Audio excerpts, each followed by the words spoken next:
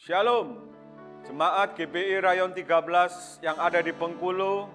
Puji Tuhan, hari ini kita ada dalam ibadah online. Saya percaya dalam ibadah online hari ini Tuhan siapkan berkat yang terbaik melalui firman-Nya. Nah mari Bapak Ibu Saudara yang dikasihi Tuhan, hari ini saya mau bagikan kebenaran firman Tuhan tentang nasar. Bayarlah nasarmu. Nah mari kita sama-sama buka Alkitab kita. Kita ambil dalam Ulangan pasal 23 ayat yang ke-21. Ulangan 23 ayat yang ke-21. Demikianlah firman Tuhan. Apabila engkau bernasar kepada Tuhan Allahmu, janganlah engkau menunda-nunda memenuhinya. Sebab tentulah Tuhan Allahmu akan menuntutnya daripadamu, sehingga hal itu menjadi dosa bagimu. Saudara, salah satu perkara dalam mulut ini adalah tentang bernasar. Kita memasuki tahun kalender Yahudi, tahun Pebet. Ya, P itu mulut, Bet itu rumah. Rumah itu adalah ini, rumah kediaman Tuhan. Dan ini pesan Tuhan masuk tahun Pebet. Saudara diminta rumah ini harus menjaga mulutnya. Nah, salah satu yang penting yang keluar dari mulut kita itu adalah soal nasar. Nah, apa yang Alkitab katakan tentang nasar? Tuhan bilang dalam Ulangan 23 ayat 21 yang kita baca ini, kalau engkau bernasar kepada Tuhan Allahmu, janganlah engkau menunda-nunda memenuhinya. Jadi nasar itu, saudara, tidak bisa tidak dipenuhi. Ya, jangankan tidak penuhi, ditunda aja tidak bisa. Ya, kenapa? Karena Tuhan Allahmu akan menuntutnya daripadamu, sehingga hal itu menjadi dosa bagimu. Berarti di sini kita bisa menangkap satu pengertian bahwa nasar itu adalah janji kita kepada Tuhan, bukan kepada manusia. Oleh karena itu janji kepada Tuhan, maka nasar itu harus ditepati, harus dipenuhi. Ya, dan itu nasar itu bersifat kudus, sakral, sama dengan sumpah. Dan kalau itu tidak ditepati, itu akan menjadi dosa buat kita. Oleh karena itu saudara, saya nggak tahu bagaimana dengan keadaan saudara, bagaimana dengan diri saudara. Apakah saudara pernah bernasar? Apakah ada nasar yang saudara sampaikan kepada Tuhan yang belum saudara penuhi? Nah hari ini kalau saudara diingatkan tentang nasar saudara, ya mari Alkitab berkata janganlah engkau menunda-nunda menggenapinya. Kalau tidak Tuhan akan menuntut bagimu dan itu menjadi dosa bagimu. Saya berdoa apapun yang sudah kau nasarkan kepada Tuhan, mari saudara genapi, mari saudara tepati. Yang mau katakan amin. Mulutku penuh dengan pujian kepadamu ya Yesus Tuhan. Sepanjang hari ku beri penghormatan kepadamu ya Allahku. Mulutku penuh dengan pujian kepadamu ya Yesus Tuhan. Sepanjang hari ku beri penghormatan kepadamu ya Allahku. Ada beberapa hal yang perlu saya sampaikan sehubungan dengan nasar ini. Kenapa sih orang itu seringkali bernasar? Kenapa orang itu mengucapkan janji kepada Tuhan? Seringkali dia mengucapkan janji kepada Tuhan atau nasar kepada Tuhan. Nah, saya menemukan ada dua. Yang pertama Kejadian 28 ayat 20 sampai 22. Nah ini biasanya yang umum terjadi kenapa seseorang itu bernasar. Lalu bernasarlah Yakub, jika Allah akan menyertai dan akan melindungi aku di jalan yang kutempuh ini, memberikan kepadaku roti untuk dimakan dan pakaian untuk dipakai, sehingga aku selamat kembali ke rumah ayahku, maka Tuhan akan menjadi Allahku. Dan batu yang kudirikan sebagai tugu ini akan menjadi rumah Allah.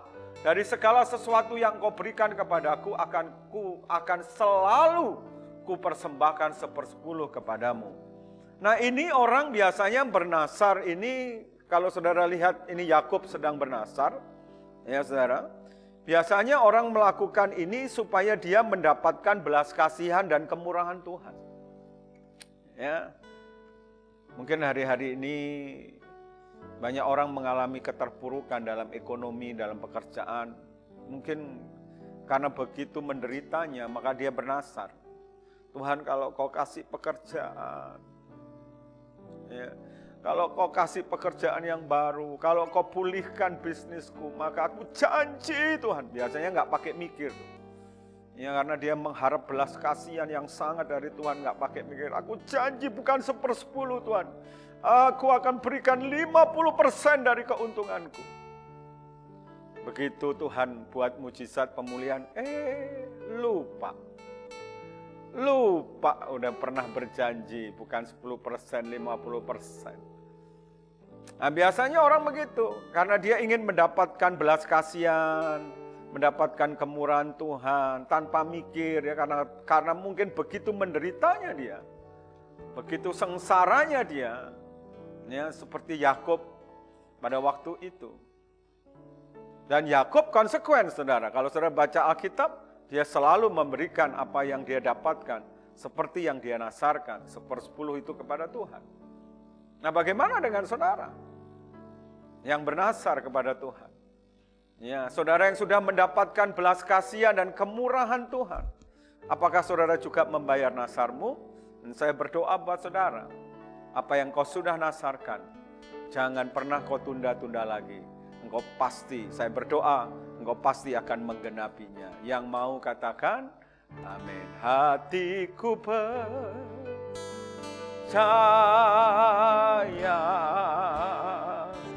hatiku percaya,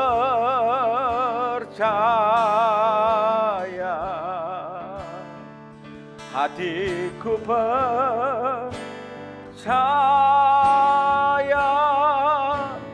selalu ku percaya. Hatiku percaya,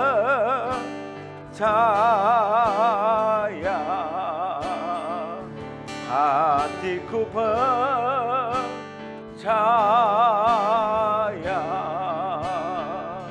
hatiku percaya, selalu ku percaya. Yang kedua, mari buka Mazmur 22 ayat 26. Ayat 26. Karena engkau, aku memuji-muji dalam jemaah yang besar. Nasarku akan kubayar di depan mereka yang takut akan dia. Nah, ini yang kedua, ungkapan kegairahan dari orang yang mengalami jamahan Tuhan, mengalami lawatan Tuhan. Nah, biasanya yang kedua ini orang bernasar karena dia mengalami lawatan yang luar biasa, suatu wujud kegairahan, penyerahan diri kepada Tuhan. Nah, biasanya ini terjadi waktu orang dalam ibadah, dalam KKR, mungkin dalam pertemuan-pertemuan raya. Tiba-tiba terjadi lawatan yang dahsyat yang dia nggak pernah alami sebelumnya. Ya, di KKR begitu orang dilawat, ya, lalu ditantang maju ke depan. Siapa mau memberi hidupnya? Langsung orang yang dilawat itu berlari, ya, di depan mimbar. Dia lupa bahwa dia bernasar bukan hanya kepada pendeta. Ada Tuhan yang hadir di situ, langsung dia berseru, mungkin karena saking sukacitanya, belum pernah dilawat seperti itu, belum pernah mengalami jamahan seperti itu. Dia langsung bernasar, Tuhan, mulai hari ini aku berikan hidupku sepenuhnya untuk melayani Tuhan. Gak mikir dia. Begitu sampai rumah, jangankan melayani Tuhan, balik lagi berbuat dosa. Lupa dia bahwa dia sudah bernasar. Nah, saudara yang dikasihi Tuhan, saya berdoa. Saya nggak tahu, mungkin ada di antara saudara yang saya maksud. Hari ini sedang bersama-sama dalam ibadah online. Mungkin dalam ibadah, dalam pertemuan-pertemuan raya, saudara pernah maju ke depan. Atau saudara ada di tempat dan saudara berkata, Tuhan, aku mau berikan hidupku untuk melayani Tuhan. Tapi sampai hari ini saudara belum pernah sedetik pun melangkahkan kakimu untuk memberikan hidupmu benar-benar seperti yang kau nasarkan untuk melayani Tuhan. Dan saya berdoa buat saudara. Biar hari ini waktu saudara mendengar firman ini, saudara diingatkan firman ini. Saudara mau dan berani mengambil keputusan seperti yang saudara nasarkan pada Tuhan. Tuhan, aku mau memberikan hidupku buat Engkau, untuk melayani Engkau. Yang mau katakan, amin. Mulutku penuh dengan pujian kepadamu, ya Yesus Tuhan. Sepanjang hari ku beri penghormatan kepadamu, ya Allahku. Mulutku penuh dengan pujian kepadamu, ya Yesus Tuhan. Sepanjang hari ku beri penghormatan kepadamu, ya Allahku. Nah, bagian kedua, ini saudara perlu memperhatikan ini, karena orang bernasar itu nggak main-main. Ya, Alkitab tadi dengan jelas mengatakan tidak boleh menunda-nunda. Apalagi saudara tidak menggenapinya, karena itu menjadi dosa bagimu. Nah, oleh karena itu perhatikan saudara, sebelum saudara bernasar. Ya, sebelum saudara bernasar, perhatikan beberapa hal. Yang pertama, Ulangan 23 ayat 22. Jadi kalau saudara mau nasar nih, keluar kata-kata janji sama Tuhan, saudara perhatikan dua hal ini. Ya, perhatikan dua hal ini. Jangan asal ngomong, jangan asal bunyi mulut ini, tapi perhatikan dua hal ini. Tetapi apabila engkau tidak bernasar, maka hal itu bukan menjadi dosa bagimu. Sekali lagi, tetapi apabila engkau tidak bernasar, maka hal itu bukan menjadi dosa bagimu. Perhatikan ya saudara, bernasar atau tidak bernasar bukanlah dosa. Nah perhatikan, nasar itu tidak menambah atau mengurangi nilai iman seseorang. Jadi iman seseorang itu tidak dinilai dari hebatnya dia bernasar. Nah banyak orang salah mengerti, begitu lihat orang tuh berani, Tuhan aku berjanji ya, aku memberikan 50% dari hartaku untuk engkau. Banyak orang berpikir melihat orang seperti itu, wah ini imannya luar biasa. No. Ada kalanya itu hanya luapan emosi, bukan iman. Nah Alkitab jelas sekali, kalau engkau nggak bernasar itu nggak dosa, bukan dosa. Dan saya mau katakan, bernasar ataupun tidak, itu tidak. Nah, nasar itu tidak menambah atau mengurangi nilai iman seseorang. Ya. Nasar itu bukan ukuran iman. Nah, makanya malahan saya mengatakan seringkali kalau saya melihat, seringkali orang bernasar itu sebetulnya cuma luapan emosi saja. Bukan karena dia menerima sesuatu rema dari Tuhan. Nah, oleh karena itu saudara berhati-hatilah dalam bernasar. Yang kedua, Amsal pasal 20 ayat 25.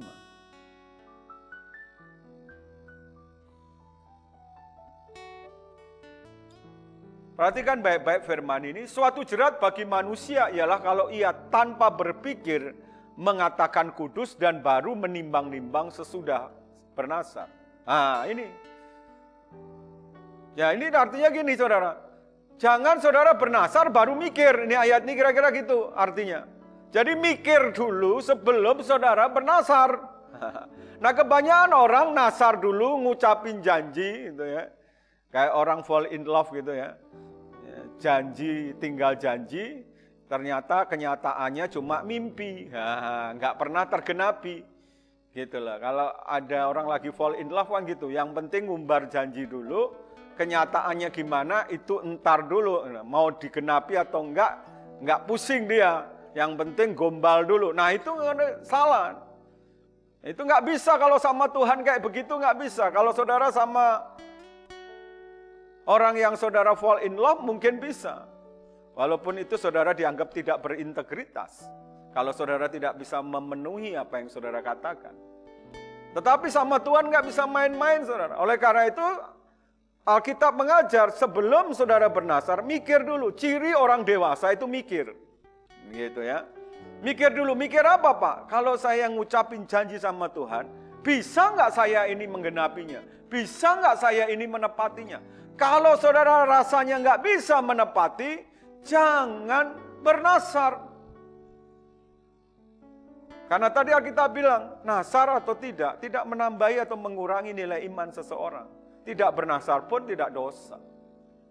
Nah saya ambil contoh, Yefta, salah satu orang yang mengalami soal nasar, ya ini saudara, tanpa dia berpikir, ada di Hakim-Hakim pasal 11, ayat 29 sampai 40. Lalu roh Tuhan menghinggapi Yefta, ia berjalan melalui daerah Gilead dan daerah Manasye. Kemudian melalui Mispa di Gilead dan dari Mispa di Gilead ia berjalan terus ke daerah Bani Amon. Lalu perhatikan ini, bernasarlah Yefta kepada Tuhan katanya, jika engkau sungguh-sungguh menyerahkan Bani Amon itu ke dalam tanganku, maka apa yang keluar dari pintu rumahku untuk menemui aku pada waktu aku kembali dengan selamat dari Bani Amon, ia akan menjadi kepunyaan Tuhan dan akan mempersembahkan sebagai korban bakaran. Jadi ini ceritanya Yefta ini mau perang sama Bani Amon, saudara. Mungkin dia pikir Bani Amon waktu itu terlalu kuat, ya, terlalu sulit untuk dikalahkan. Maka dia memohon belas kasihan Tuhan dengan cara bernasar tanpa dia mikir. Kalau ada yang keluar dari pintu rumahku pada waktu aku kembali dan Tuhan memberi aku kemenangan pada Bani Amon, maka aku bernasar itu menjadi milik Tuhan. Dan apa yang terjadi, saudara? Ayat yang selanjutnya. Maka Yefta berjalan terus untuk berperang melawan Bani Amon dan Tuhan menyerahkan mereka ke dalam tangannya. Dia menang. Lalu menimbulkan kekalahan yang amat besar di antara mereka. Mulai dari Aror sampai dekat Minit, 20 kota banyaknya dan sampai ke Abel Keramin. Sehingga Bani Amon itu ditundukkan di depan orang Israel. Bani Amon kalah. Nah perhatikan ini. Apa yang terjadi dok? Saudara.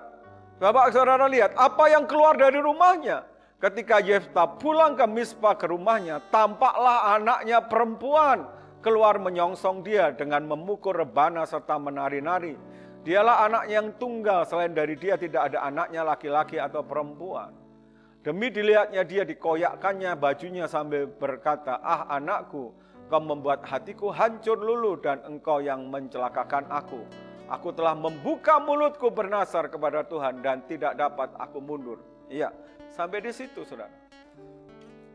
Nah saudara, nggak mikir dulu nih Yefta waktu bernasar. Mungkin ini pikiran saya. Waktu dia bernasar, mungkin dia berpikir yang sering kali keluar dari rumahnya itu biasanya binatang peliharaannya. Sehingga dia mungkin waktu itu begitu beraninya dia bernasar tanpa dia mikir lebih panjang lagi.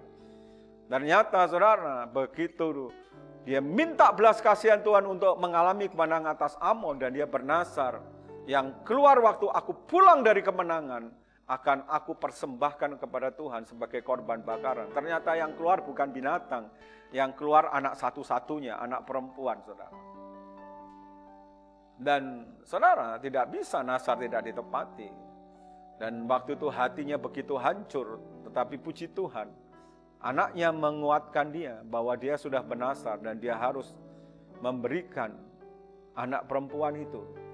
Maksudnya sebagai korban bakaran bukan disembelih, bukan dipersembahkan dalam korban api, tetapi anaknya menjadi milik Tuhan. Dan semenjak itu, waktu itu anaknya masih gadis, anaknya tidak menikah sampai akhir hidupnya. Karena menjadi nasir Allah, menjadi milik Allah sepenuhnya. Dan itu menghancurkan hatinya, coba saudara bisa bayangkan. Dan itu menghancurkan hati juga anaknya. Hanya anak satu-satunya, perempuan. Anak seumur dia mestinya sudah bisa dapat pacar, dapat tunangan dan menikah, membangun rumah tangga. Tetapi karena mulut yang keluar dari ayahnya yang bernasar tanpa mikir dulu. Nah, akibatnya seperti itu, saudara. Oleh karena itu, saudara, mikir dulu kalau mau bernasar. Apa yang perlu dipikirkan? Apakah saya sanggup untuk menepatinya? Kalau nggak sanggup, jangan bernasar. Ya, karena kalau saudara nggak bernasar, itu nggak dosa. Itu nggak akan menambahi imanmu. Yang mengerti ini katakan, amin. Hatiku percaya,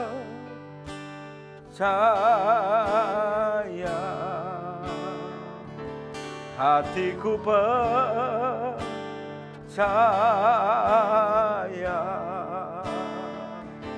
hatiku percaya,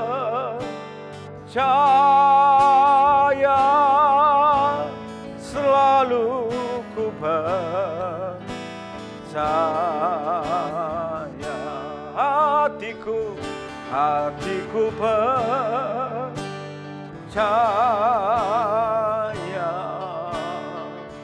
hatiku percaya,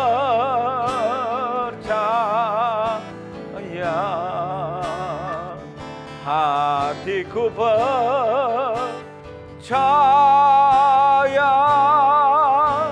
selalu ku percaya. Nah, saudara, mungkin ada yang tanya, Pak, kalau saya bernasar dan saya tidak mau menepati, apa yang akan terjadi? Mari saudara lihat 2 Samuel pasal 21, satu cerita yang menarik. Ayat 1. Dalam zaman Daud terjadilah kelaparan selama 3 tahun berturut-turut. Ada bencana, ada masalah. Lalu Daud pergi menanyakan petunjuk Tuhan. Berfirmanlah Tuhan pada Saul dan keluarganya, melekat hutang darah karena ia telah membunuh orang-orang Gibeon. Itu ada di Yosua pasal 9, cukup. Ayat pertama. Pada zaman Daud terjadi malapetaka, bencana, masalah 3 tahun berturut-turut kelaparan. Kenapa? Karena Saul dan keluarganya melekat hutang darah. Nah, saudara, pada zaman Yosua, maka orang-orang Israel itu tahu bahwa Tuhan itu mengikat mereka dengan sumpah, dengan janji. Nah, salah satu hal yang mereka harus lakukan, dan itu menjadi sumpah kepada Tuhan, menjadi janji pada Tuhan, bahwa mereka harus menghabisi semua orang-orang Kanaan, semua penduduk Kanaan. Ini ya, saudara, begitu mereka masuk, mereka diperintahkan, dan itu menjadi janji dan sumpah supaya mereka membunuh semua orang-orang Kanaan. Nah, saudara tahu orang Kanaan itu ada banyak suku. Nah, salah satu suku namanya suku Hewi, yaitu orang-orang Amori itu, saudara. Nah, saudara, pada waktu Yosua mengalahkan Yeriko, mengalahkan Ai, hal itu kedengaran oleh orang-orang Gibeon.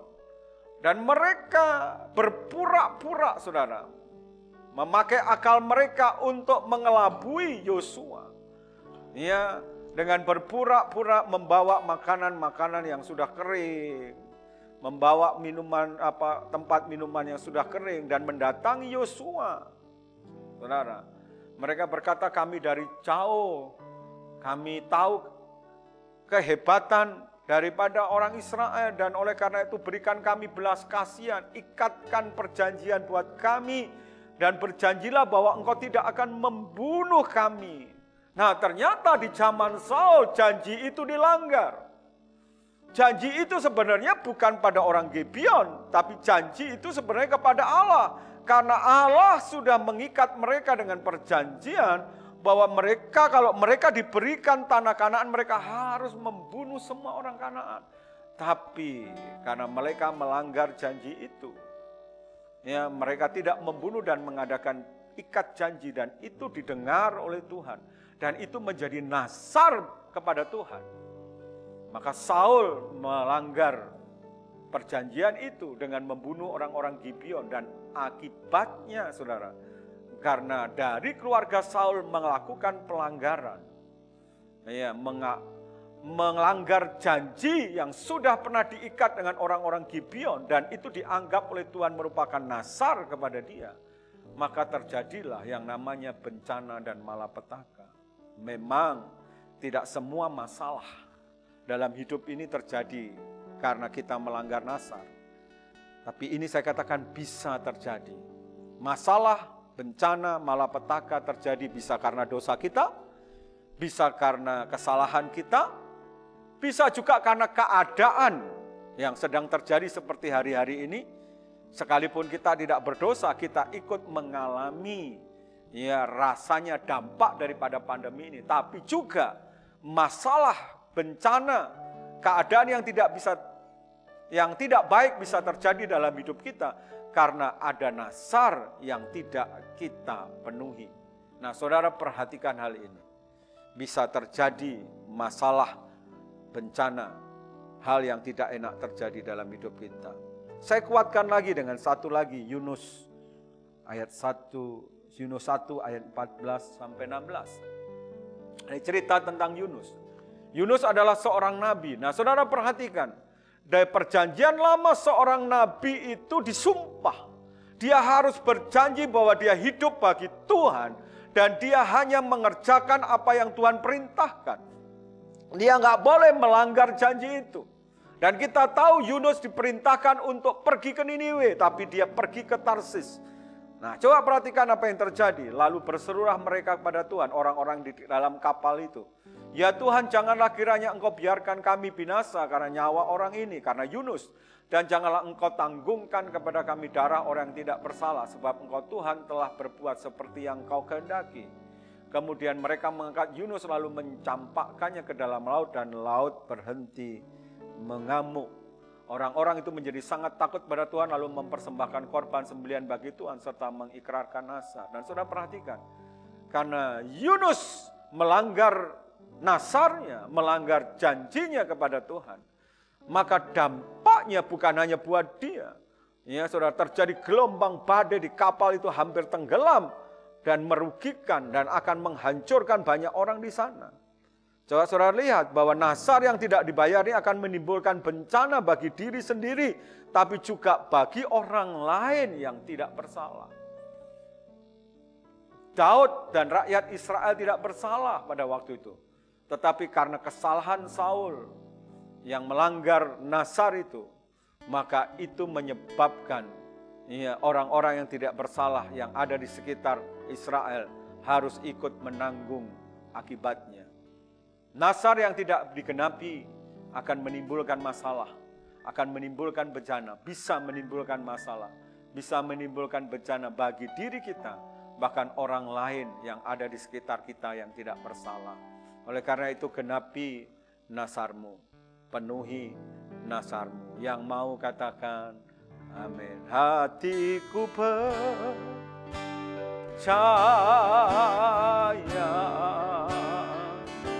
hatiku percaya,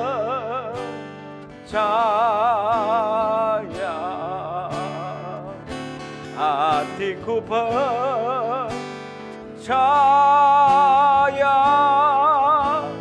selalu ku percaya. Hatiku percaya,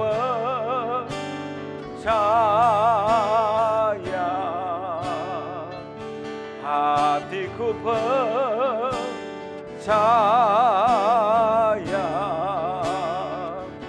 hatiku percaya,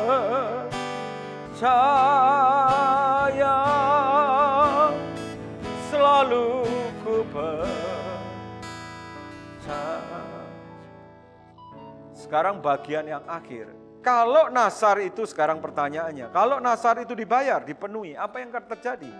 Mari buka 1 Samuel 1, ini kisah yang sangat menarik, 1 Samuel 1 ayat 11. Ini kisah tentang Hana. Saudara tahu, Hana itu suaminya namanya Elkana. Dia ini istri yang pertama atau istri tua.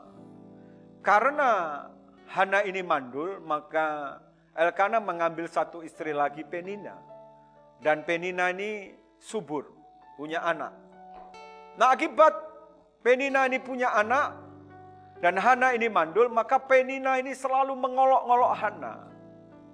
Nah, saudara bisa bayangkan, yang saya maksud bukan membayangkan punya dua istri. Saudara bisa bayangkan kalau itu terjadi buat seorang wanita yang tinggal dengan istri yang lain, sementara istri yang lain itu punya anak dan dia nggak punya anak, dan selalu diolok-olok, diejek.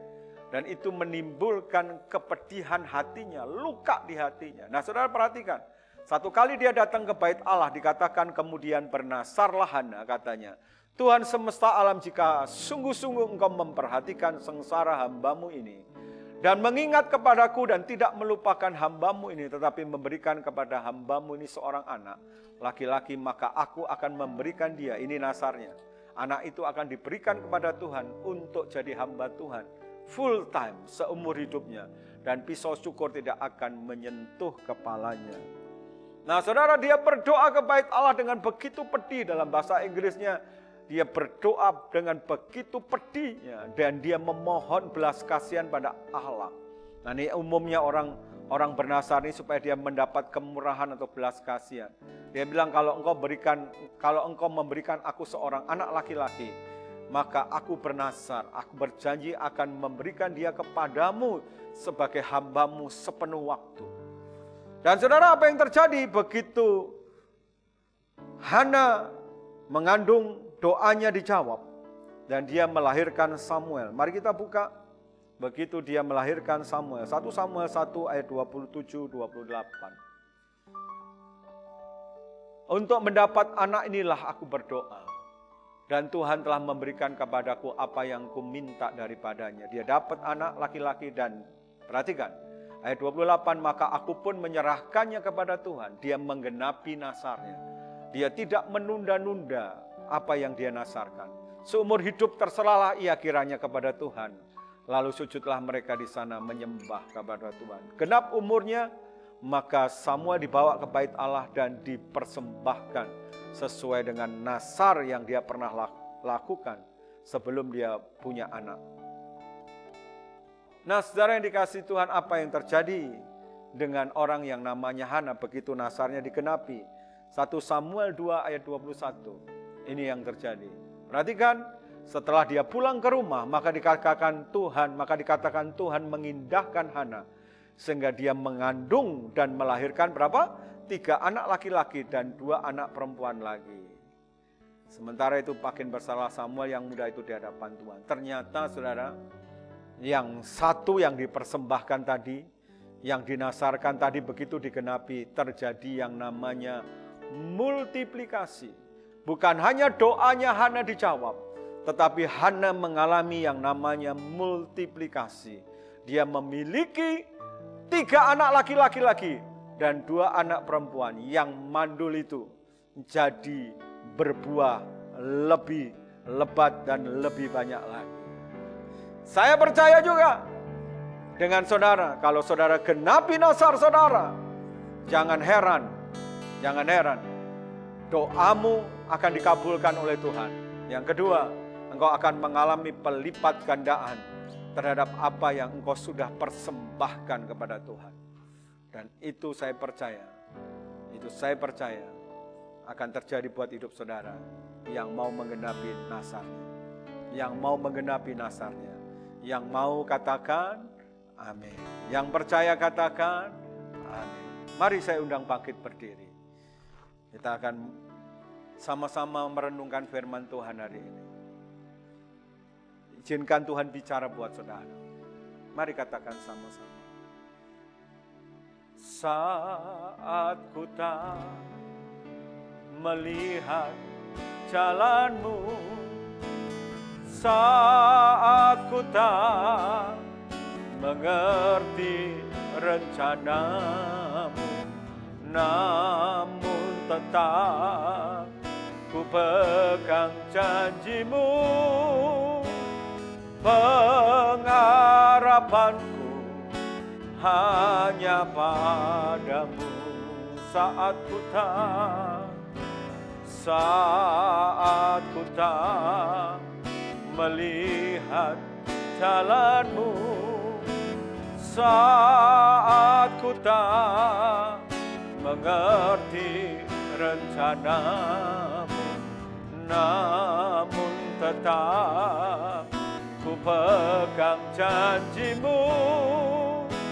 Pengharapanku hanya padamu.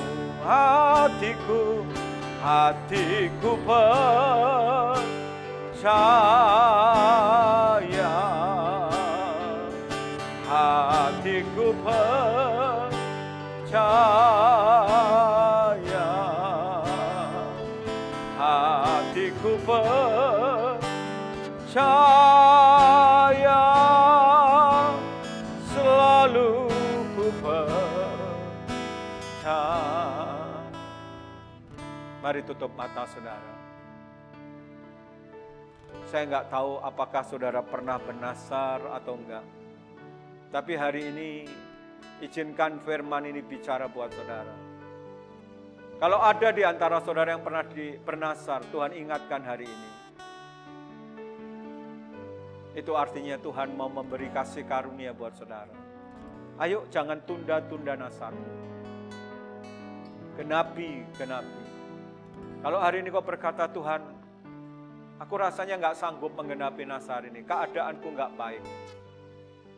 Tapi mari saudara, datang hampiri Tuhan. Bilang sama Tuhan, Tuhan aku mau menggenapi nasarku. Tolong aku ya Tuhan. Keadaanku nggak sanggup untuk aku menggenapi. Tapi aku mau Tuhan. Aku mau menggenapinya. Mari tolong aku, angkat tanganmu saudara.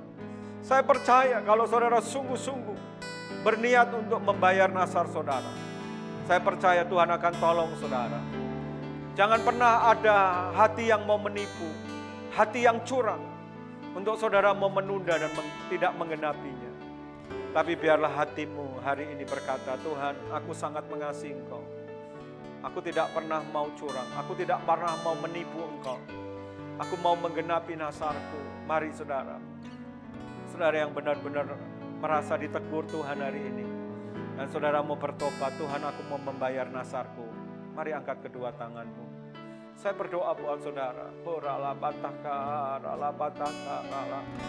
Syabarala bataka, rala masyeda, ralamu. Syabarala bataka, ralamu Yesus. Ya ralamu Yesus. Lihat tangan-tangan yang terangkat. Anak-anakmu yang sudah pernah bernasar dan mereka belum menggenapinya. Tuhan hari ini mereka rindu. Mari Tuhan tolong mereka Tuhan. Tolong mereka Tuhan. Roh Kudus kau tolong mereka.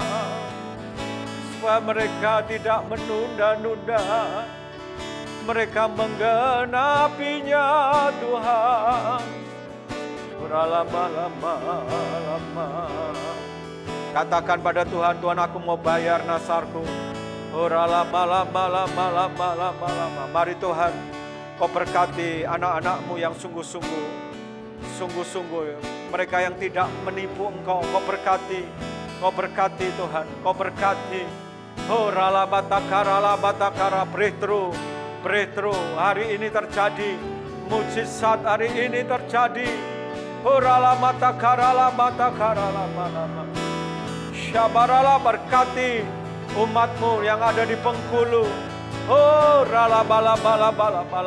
Berkati mereka. Syabarala.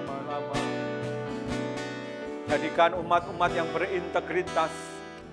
Mereka penuh dengan tanggung jawab dan konsekuen terhadap apa yang mereka ucapkan Tuhan. Terima kasih Tuhan, terima kasih. Meteraikan firman-Mu dalam hidup mereka. Roh Kudus bekerjalah. Hamba-Mu percaya Engkau akan meneguhkan firman ini dengan tanda-tanda ajaib. Terima kasih Tuhan, terima kasih. Terima kasih. Di dalam nama Tuhan Yesus. Mari yang sudah diberkati, sama-sama katakan amin. Silakan saudara duduk. Nah saudara, akhir kata saya mengucapkan selamat beribadah, selamat hari Minggu. Tuhan Yesus memberkati saudara berlimpah-limpah. Amin.